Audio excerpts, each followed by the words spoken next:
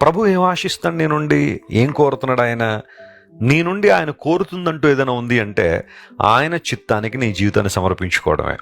Bible గ్రంథాన్ని మీరు చదవండి. ఏ వ్యక్తినైనా సరే మీరు తీసుకోండి, వారు అభివృద్ధి చెందారు అంటే, ఆశీర్వాదం పొందారంటే దేవుని చిత్తానికి వారి జీవితాలు సమర్పించుకున్నారు కాబట్టే అన్ని విధానాల్లో దేవుడు వారిని ఆశీర్వదించాడు. దేవుని బిడ్డలారా, మీ అందరి పక్షంగా నా కోరిక, నా ప్రార్థన ఒకటే. అదేంటో తెలుసా? మీరు ఆధ్యాత్మికంగా మొదట అభివృద్ధి పొందాలి.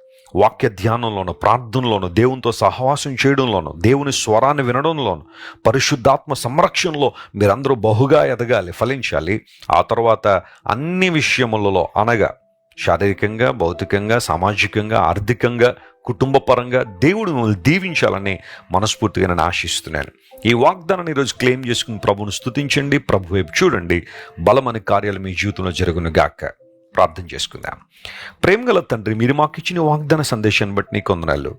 మేము ఫలించాలని, మేము అభివృద్ధి పొందాలని, మేము విస్తరించాలని మీరు కోరుతున్నారు కనుక నీకు స్తోత్రాలు.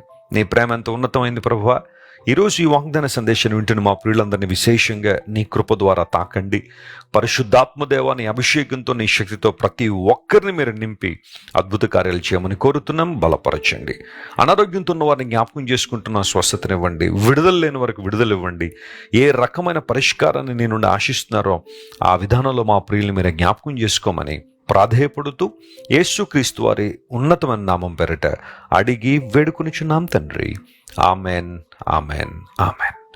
God bless you, dear friends. Have a wonderful day.